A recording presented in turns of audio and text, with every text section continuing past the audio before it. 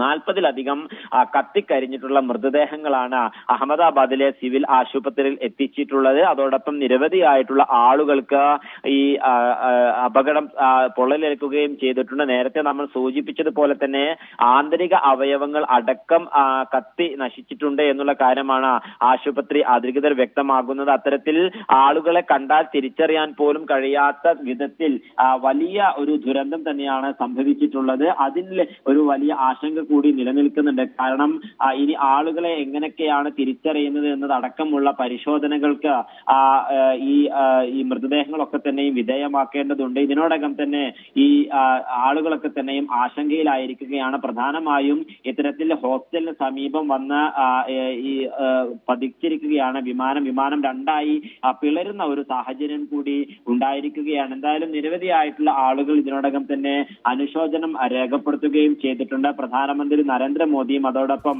ആഭ്യന്തരമന്ത്രി അമിത്ഷാ അടക്കമുള്ള ആളുകൾ ഇപ്പോൾ ഈ അനുശോചനം രേഖപ്പെടുത്തിയിരിക്കുകയാണ്. അതോടൊപ്പം രക്ഷാപ്രവർത്തനങ്ങളും തുടർ നടപടികളും ചികിത്സ അടക്കമുള്ള കാര്യങ്ങളിൽ കൃത്യമായിട്ടുള്ള ഇടപെടൽ നടത്താനും വേഗത്തിലാക്കാനുമുള്ള ഒരു കർശനമായിട്ടുള്ള നിർദ്ദേശം ഇപ്പോൾ അഹമ്മദാബാദിലെയും അതോടൊപ്പം ഗുജറാത്തിലെ സംസ്ഥാന ആരോഗ്യ മന്ത്രാലയത്തിനും നൽകിയിരിക്കുകയാണ്. നിലവിൽ 40-ലധികം വരുന്ന ആളുകളാണ് ഇപ്പോൾ ഈ അപകടത്തിൽ പെട്ട മൃതദേഹങ്ങളായി 40-ലധികം ആളുകളുടെ മൃതദേഹങ്ങളാണ് ആശുപത്രിയിൽ എത്തിച്ചിട്ടുള്ളത്. ഇത് ആരൊക്കെയാണ് എന്ന് കണ്ടെത്തുന്നതിന് ആവശ്യമായിട്ടുള്ള നടപടികൾ ഇപ്പോൾ ആശുപത്രി വിഭാഗങ്ങളുടെയും അതോടൊപ്പം സേനാ വിഭാഗങ്ങളുടെ ഭാഗത്ത് നിന്ന് തുടർന്നുകൊണ്ടിരിക്കുകയാണ്.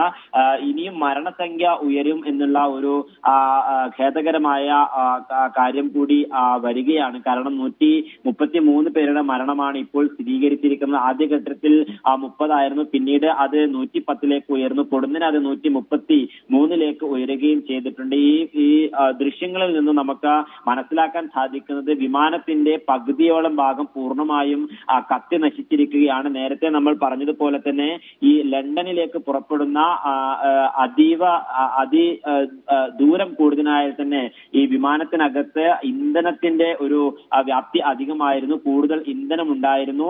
അതുകൂടി ഈ ഒരു വിമാന അപകടത്തിന്റെ അല്ലെങ്കിൽ വിമാനം കത്തി നശിക്കുന്നതിന് ആവശ്യമായിട്ടുള്ള ഒരു കാരണമായി മാറുകയും ചെയ്തിട്ടുണ്ട്. അത്തരത്തിൽ വലിയ ഒരു അപകടം തന്നെ രാജ്യത്തെ തന്നെ നടുക്കിയിട്ടുള്ള അപകടത്തിലേക്കാണ് ഈ വിമാന അപകടം നയിക്കുന്നത്. എന്തായാലും നിലവിൽ ഇപ്പോൾ 133 പേരുടെ മരണമാണ് സ്ഥിരീകരിക്കാവുന്നത്.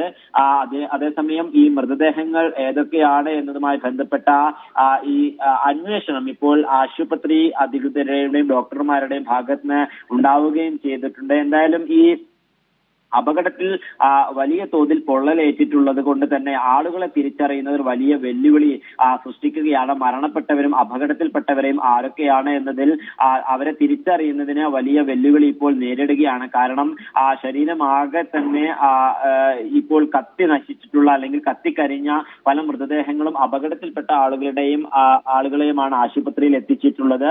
ഇവരെ മുഖം പോലും തിരിച്ചറിയാൻ കഴിയുന്നില്ല എന്നുള്ള കാര്യമാണ് പ്രദേശവാസികളും ഇപ്പോൾ റിപ്പോർട്ട് ചെയ്യുന്നത്. എന്തായാലും ഇത്തരത്തിൽ വലിയ ഒരു ദുഃഖകരമായിട്ടുള്ള അപകടം തന്നെയാണ് ഉണ്ടായിട്ടുള്ളത്. നിലവിൽ ഇപ്പോൾ ഈ മേഖലയിൽ, അതായത് ഈ അപകടം നടന്നിട്ടുള്ള മേഖലയിൽ തീ അണയ്ക്കാൻ പൂർണ്ണമായിട്ടും സേനാ വിഭാഗങ്ങൾക്കും അഗ്നിരക്ഷാ സേനക്കും കഴിഞ്ഞിട്ടുണ്ട്. അതോടൊപ്പം നിരവധിയായിട്ടുള്ള ആളുകളുടെ മൃതദേഹങ്ങൾ ഇതിനോടകം തന്നെ ആശുപത്രിയിലേക്ക് എത്തിക്കുകയും ചെയ്തിട്ടുണ്ട്. അതീവ ഗുരുതരമായിട്ട് ചികിത്സയിൽ കഴിയുന്ന വിജയ് രൂപാണി അടക്കമുള്ള ആളുകളുടെ ചികിത്സയും ഇപ്പോൾ ഊർജിതമാക്കിക്കൊണ്ട് തന്നെ മുന്നോട്ട് പോവുകയാണ്. അഗ്നിരക്ഷാ സേനാ വിഭാഗങ്ങളും പോലീസും മറ്റു സേനാ വിഭാഗങ്ങളും SDRFന്റെ സംഘങ്ങളും ഇപ്പോൾ മേഖലയിൽ കൃത്യമായിട്ടുള്ള തിരച്ചിലും രക്ഷാപ്രവർത്തനവും നടത്തിക്കൊണ്ടിരിക്കുകയാണ്. കാരണം എത്ര ആളുകളെ ആശുപത്രിയിലേക്ക് മാറ്റിയിട്ടുണ്ട്, അപകടത്തിന് പിന്നാലെ എത്ര പേരെ റിക്കവർ ചെയ്യാൻ സാധിച്ചിട്ടുണ്ട് എന്നുള്ളതിൽ ഒരു കൃത്യമായിട്ടുള്ള കണക്ക് ഇതുവരെയും ഔദ്യോഗികമായിട്ട് ലഭ്യമായിട്ടില്ല. ഈ ഒരു ഘട്ടത്തിലാണ് ഈ മേഖലകൾ, അതായത് ഈ വിമാനം തകർന്നു വീണ ഈ ഹോസ്റ്റലും അതോടൊപ്പം സമീപ പ്രദേശങ്ങളും വിമാനത്തിന്റെ 2 പാളികൾക്കകത്തും എത്രത്തോളം ആളുകൾ കുടുങ്ങിക്കിടക്കുന്നുണ്ട് എന്നതടക്കമുള്ള കാര്യങ്ങൾ ഇപ്പോൾ പൂർണ്ണമായും പരിശോധിച്ചു വരികയാണ്. NDRFന്റെ 90-അംഗ സംഘം ഉടൻ തന്നെ എത്തും. വ്യോമയാന മന്ത്രാലയത്തിലെ വിവിധ വിദഗ്ധർ ഇതിനോടകം തന്നെ അഹമ്മദാബാദിൽ എത്തുകയും ചെയ്തിട്ടുണ്ട്. വ്യോമയാന മന്ത്രി ഉടൻ തന്നെ അഹമ്മദാബാദിൽ എത്തും. അത്തരത്തിൽ വിദഗ്ധ സംഘങ്ങൾ ഈ മേഖലകളിലേക്ക് എത്തുകയും ചെയ്യും. എന്തായാലും ഈ ടേക്ക് ഓഫിംഗ് എഞ്ചിനീയറിംഗിനിടെയുണ്ടായിട്ടുള്ള തകരാറാണ് ഇപ്പോൾ അപകടത്തിന് കാരണമായിട്ടുള്ളത് എന്നുള്ള പ്രാഥമിക വിവരമാണ് നമുക്ക് റിപ്പോർട്ട് ചെയ്യാൻ സാധിക്കുകയും ചെയ്യുന്നത്. നിലവിൽ 133 പേരുടെ മരണമാണ് സ്ഥിരീകരിച്ചിരിക്കുന്നത്.